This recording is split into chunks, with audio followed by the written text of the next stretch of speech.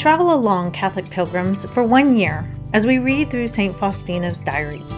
Join me, Amy Thomas, each day for a short reading out of the diary which brought us a deeper understanding of Christ's divine mercy. Hey, there you are, Catholic pilgrims. It's day 56, and it's time for our readings from St. Faustina's diary. So, when I was a kid, growing up, my dad introduced me to a lot of the famous musicals. My dad is a musician, drums, guitar, piano, pretty much all self-taught. And when he was younger, he used to play in the pit, the orchestra pit, for many musicals in his hometown. And so when I was a kid, he introduced them to me, through the movies. And my top 3 musicals are number 1, The King and I. Number 2 is Oliver, and number 3 is The Sound of Music. The Sound of Music's like everybody's favorite, but King and I is my favorite. I absolutely love Yul Brynner in The King and I. And I'm talking about the old one, not the new one with Jodie Foster in it.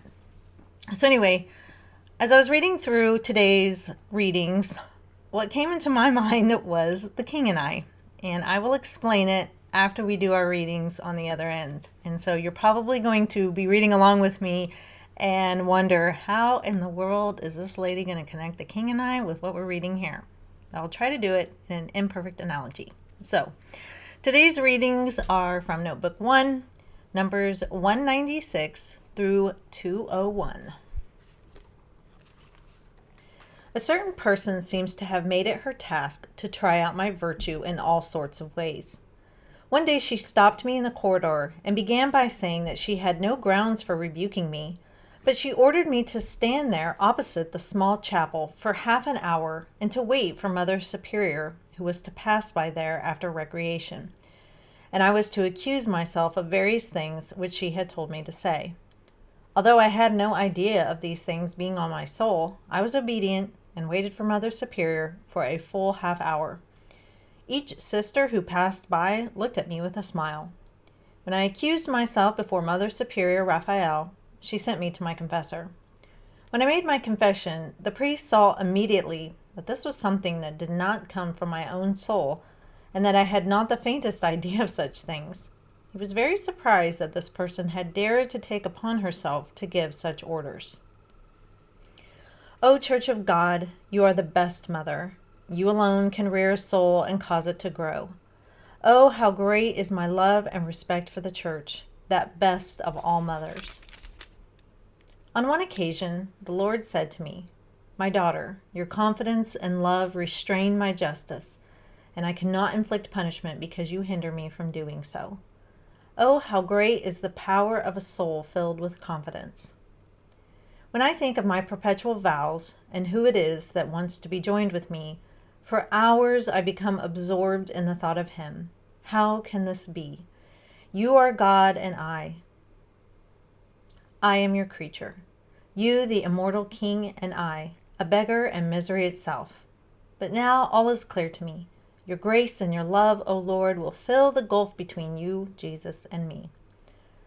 O Jesus, how deeply it hurts the soul when it is always trying to be sincere and they accuse it of hypocrisy and behave with mistrust toward it.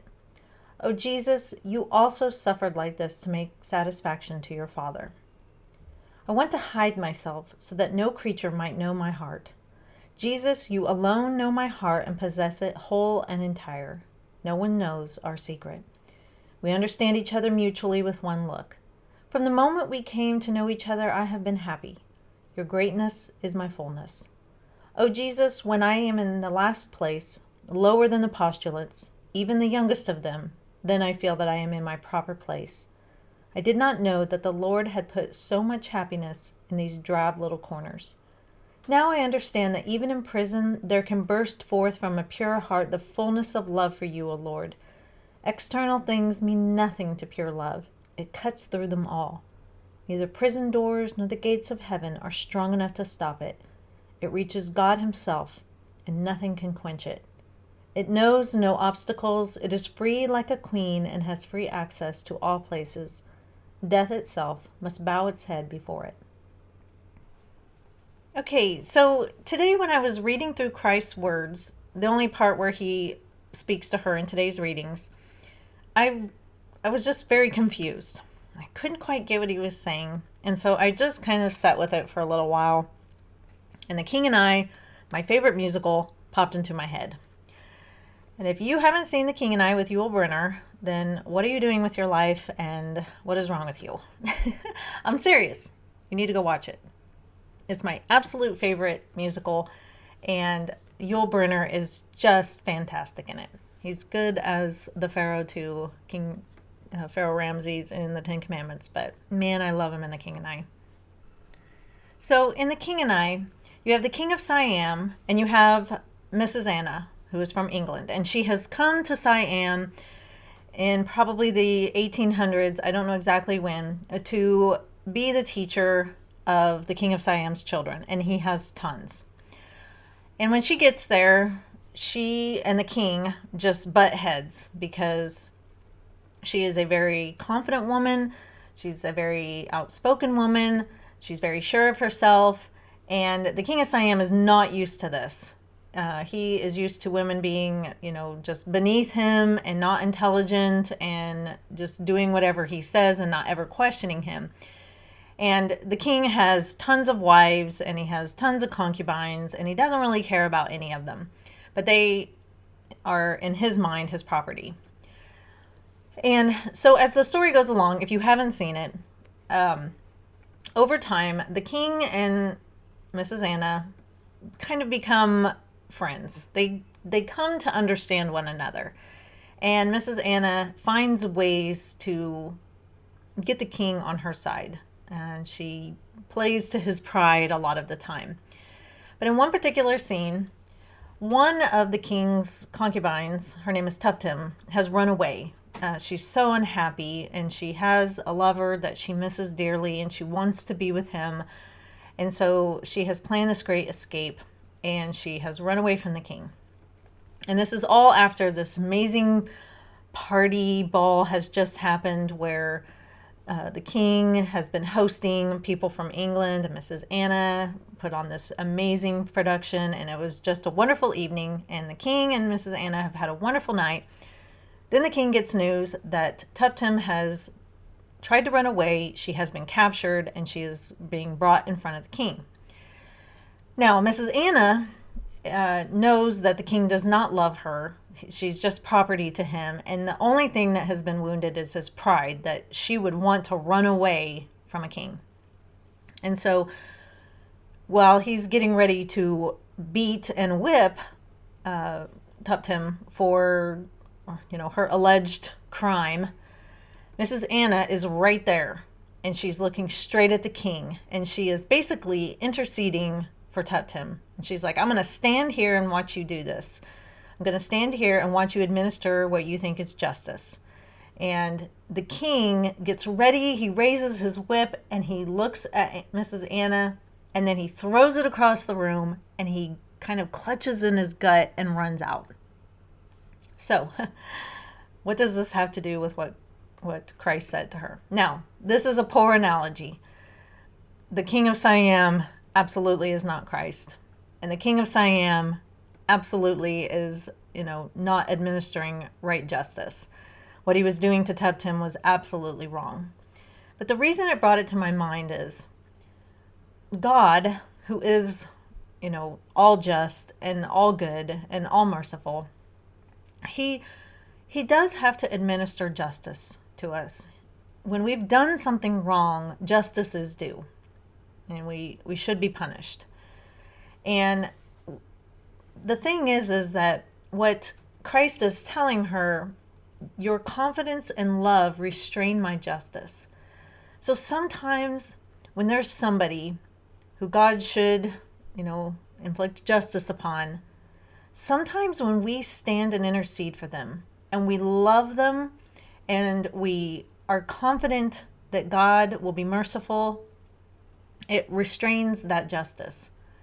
And it's almost like the love that we show them is what is a conversion in their soul, because they see that they've done wrong, that they've, probably should receive some sort of punishment or justice, but when we stand in and we're standing right there and willing to bear the burden with them and to intercede for them and to beg mercy, it restrains God's justice. Now again, that's an imperfect analogy between God and the King of Siam, but why it made me think of it is that Mrs. Anna, Tuptim didn't really do anything wrong, but Mrs. Anna was confident that her presence there could change the king's heart. And her love for Tuptim, because she didn't want her to suffer the punishment of running away from the king, blanketed over Tuptim and restrained the king's quote unquote justice. It wasn't true justice. And with God, when we intercede for somebody, maybe a poor sinner who has been lost, and we blanket them with love and we have confidence in God's mercy towards them, we can help restrain the justice that is due to them. If we suffer on their behalf, if we sacrifice on their behalf to make up for their wrong, it can be what restrains the justice that is due to them. And again, I don't mean that to sound like God is just arbitrarily throwing out, punishment and, for wrongdoings. God is always, if he punishes us for any reason, it's always just and always deserved. But I just love the image of us standing there, loving and being confident in God's mercy for sinners, or for those who maybe deserve punishment. And I think that's something that we need to think about. There are a ton of souls out there that, what their actions demand justice. And sometimes it might take us stepping in and showing them love and compassion and understanding, forgiveness, suffering on their behalf, willing to bear the burden with them. If they have to go through the punishment, willing to stand there beside them and take it with them, just as Miss Anna was going to do.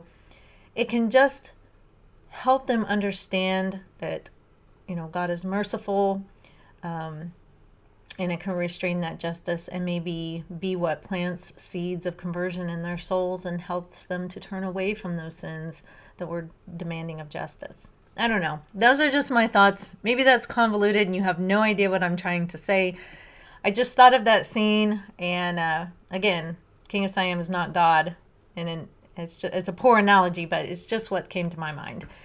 So I think, it's kind of a mysterious saying by Christ, but I think, what she says, oh, how great is the power of a soul filled with confidence. When we're confident in God's mercy, when we're confident that, he can be and will be merciful to souls, we can do great things for those who maybe feel absolutely wretched or, don't understand God's mercy. Our intercession, our willing to bear the burden with them can be what shows them mercy and what mercy is from Christ. So that is all for today, Catholic Pilgrims. Like I said, if you haven't watched The King and I, that is your task for today or this weekend or sometime. And I will not accept the newer version of The King and I, so don't even try to pass that off as you've seen the movie. It must be the one with Yul Brynner in it. So I will accept no excuses. And until then, Catholic Pilgrims, live the faith boldly and travel well.